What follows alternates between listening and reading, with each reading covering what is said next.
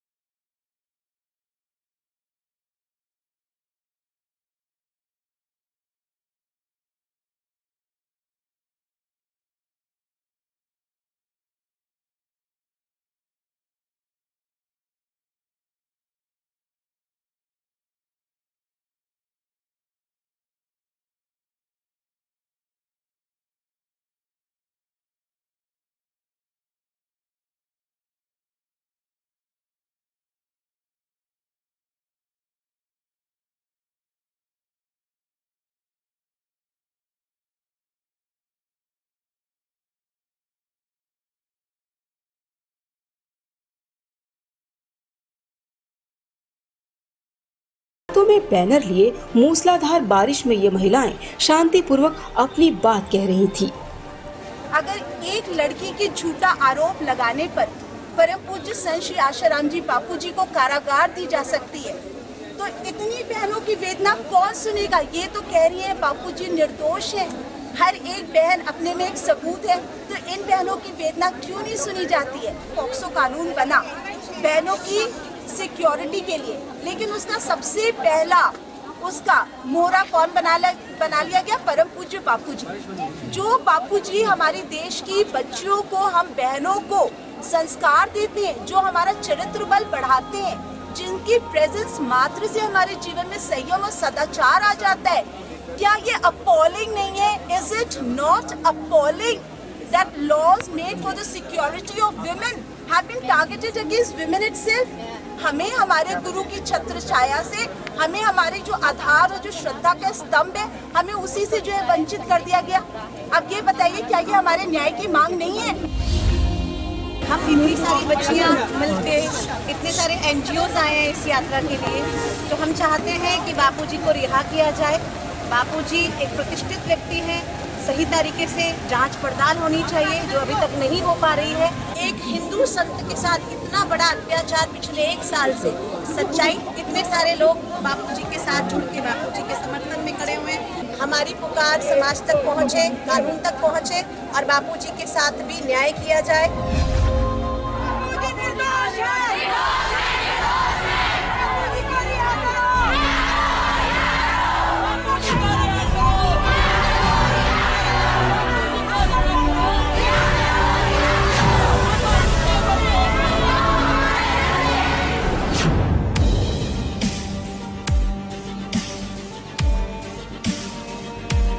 हजारों की संख्या में ये महिलाएं देश के कोने कोने से आई थी कि हिंदू संतों के खिलाफ हो रहे अत्याचार पर सरकार आज चुप क्यों है।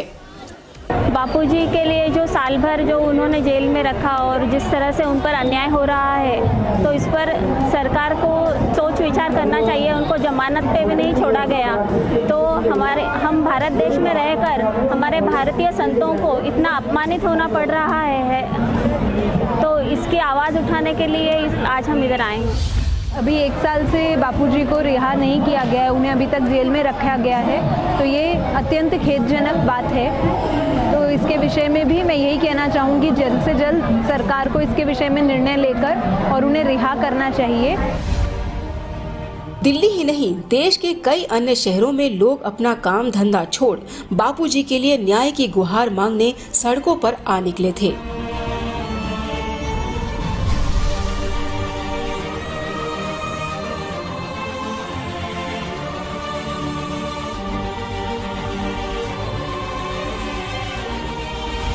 इंदौर से ही बापूजी को आज ही के दिन जेल ले जाया गया था। आज इंदौर शहर आंसुओं के सैलाब में नजर आया। मुंबई महानगरी भी बापूजी निर्दोष है के नारों से गूंज उठी थी। दरअसल एक लड़की की एफआईआर की वजह से बापूजी को 31 अगस्त 2013 को जोधपुर पुलिस ने हिरासत में लिया और पॉक्सो कानून के तहत बापूजी को जोधपुर सेंट्रल जेल में बंद किया गया। ये बात पूरे मीडिया में कई महीनों तक चर्चा में रही। मासूम जनता के सामने खबरों के कई पहलू पेश किए गए। उस एक लड़की की आवाज पर इतना कोहराम मचा तो इन महिलाओं की आवाज पर ध्यान क्यों नहीं दिया जा रहा। यहाँ भी हर उम्र की महिलाएं, बच्चियां, युवतियां बारिश में भीगती हुई राजघाट से पार्लियामेंट स्ट्रीट तक पैदल मार्च करती हुई जंतर मंतर पहुंचती हैं। इनकी तपस्या, इनके आंसू, इनकी गुहार सुनने के लिए क्या कोई है इस लोकतांत्रिक देश में?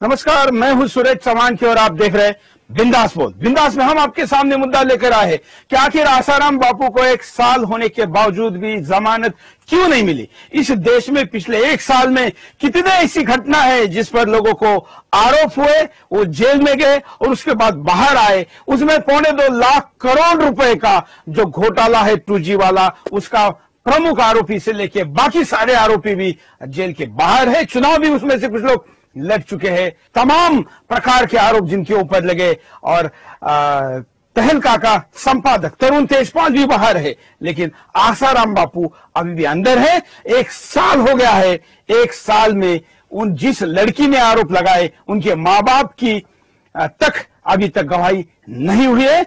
सुनवाई इतनी धीरे चल रही है। फास्ट ट्रैक कोर्ट जिसको कहा जाता है, वो अगर इस स्थिति में है, इतने स्लो है, तो इस विषय का न्याय कब तक मिलेगा। जानकार कानूनी विशेषज्ञ लोग कहते हैं कि जिस सजा को अगर सजा भी साबित होती है, गुनाह भी साबित होता है, तो सजा केवल 3 साल हो सकती है। ऐसे आरोप में किसी को 1 साल तक बगैर बेल के आप कैसे रख सकते हैं। कई मुद्दे हैं। लोगों ने इसको लेकर जन आक्रोश के रूप में अपनी प्रतिक्रिया दी है और नारी शक्ति के लोगों ने आज दिल्ली में 20,000 से ज्यादा लोगों का बड़ा मार्च भी किया है। ऐसे में हमको लगा कि 1 साल बाद इस मुद्दे को उठाना चाहिए, क्योंकि जो विश्लेषण अन्य मीडिया करेगा उसमें सच विश्लेषण हो, इसलिए आज का बिंदास हमने आपके सामने रखा है। बापू के विषय पर आज का ये बिंदास हम आपके सामने लेकर आ रहे हैं। हमेशा की तरह कॉल करके जरा डिटेल में मुद्दे को देखते हैं। संत आसाराम बापू को जेल में 1 साल पूरा। 1 साल बाद भी नहीं मिल पाई बेल।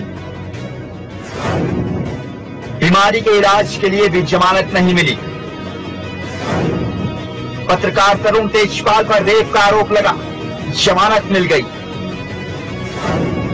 कई और बड़े बड़े आरोपियों को जमानत मिल गई, लेकिन आसाराम बापू को जमानत क्यों नहीं। जेल में बापू की सेहत दिन पर दिन बिगड़ती गई।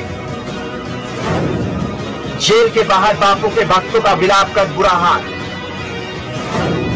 दिल्ली में बापू के समर्थन में सड़क पर उतरे हजारों भक्त।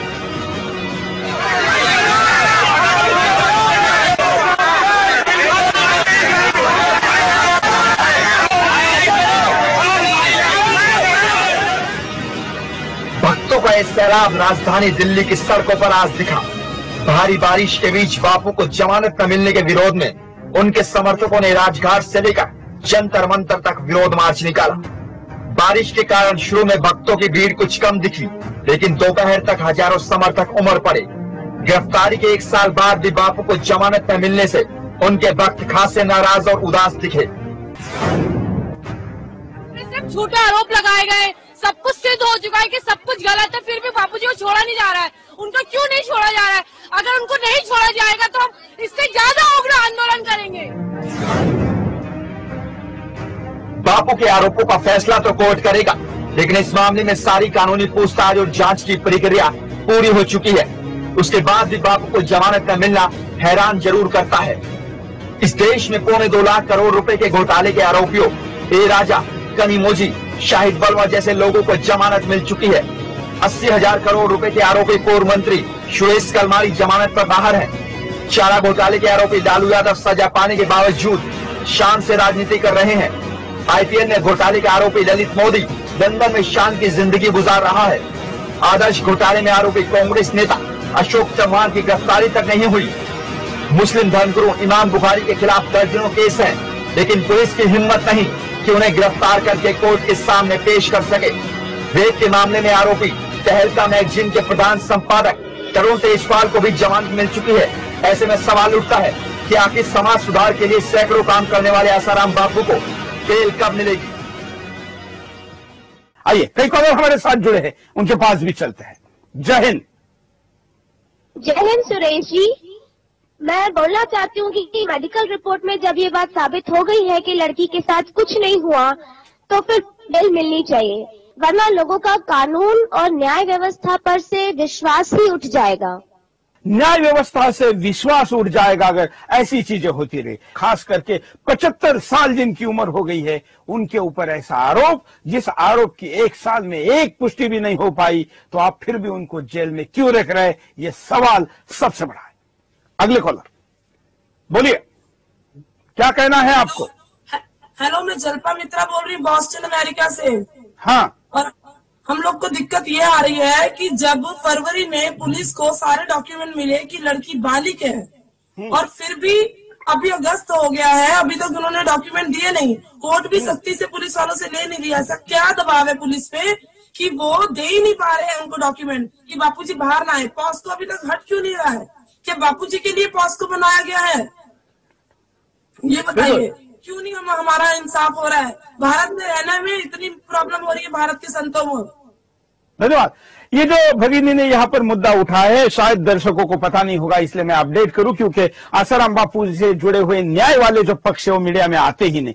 जिस लड़की ने आरोप लगाया, ये कहा गया कि वो नाबालिग है, उसकी उम्र पूरी 18 साल नहीं हो चुकी है, लेकिन जब ऐसे डॉक्यूमेंट फरवरी में ही सामने आ गए, जिसमें इंश्योरेंस के पेपर हो, जिसमें पहले में स्कूल का दाखिला हो, या उसने अब तक जिस कक्षा में वो पहुंची है, यहां तक आने के लिए जितना एज चाहिए, उसको देखते हुए वो बालिग है, ऐसा आसाराम बापू जी के वकीलों का कहना, या वो डॉक्यूमेंट कहते हैं।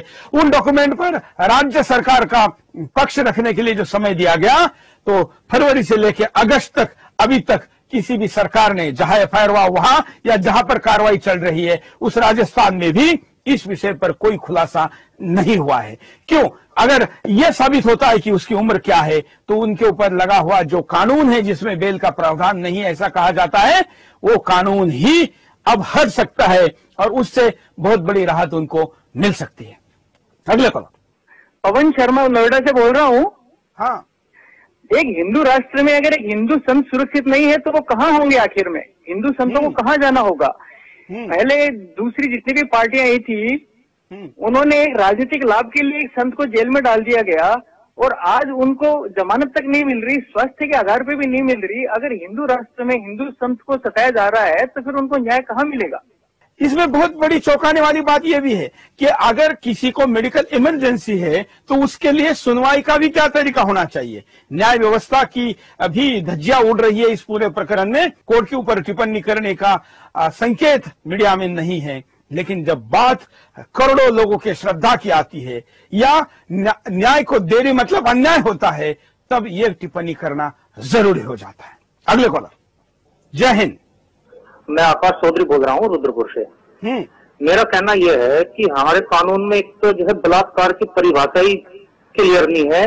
दूसरी बात ये कि अगर ये सारे केस झूठे निकलते हैं तो क्या कानून जो है उस लड़की को भी जो है सजा देगा जिसके कारण उसकी मानहानि हुई है पूरी दुनिया में?